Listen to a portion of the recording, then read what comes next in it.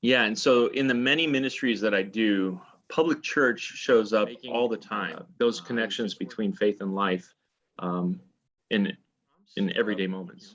LSTC taught us that we write with the newspaper in one hand and the scriptures in the other. And so my name is Tim Brown. I'm a pastor in the North Carolina Synod. I am director of major and planned gifts for an environmentalist organization. I am a certified coach that specializes in grief, death, and dying. And I'm also a writer. And I was a parish pastor for 10 years. I served an inner city congregation in Chicago. And then I was a senior pastor of a very large congregation in kind of suburban Raleigh in North Carolina.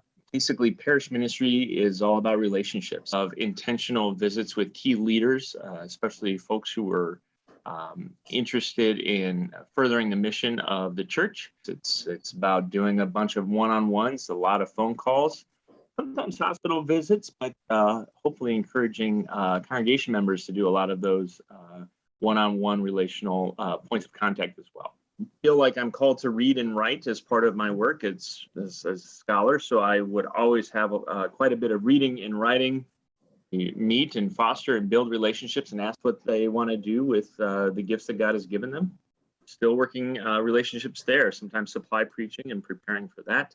I write for the church, and so often I'm working on a couple of different articles, or I'll do a series of month-to-month sermon prompting for different organizations. Yeah, and so in the many ministries that I do, public church shows up all the time. LSTC taught us that we write with the newspaper in one hand and the scriptures in the other.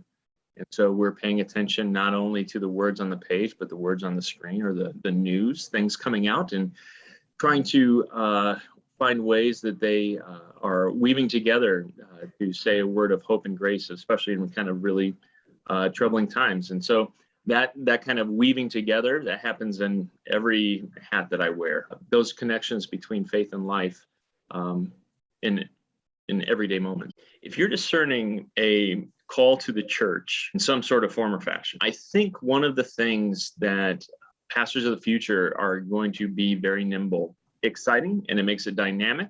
I would say if that's intriguing, helping people make meaning in their life in a variety of ways, then this is a good call.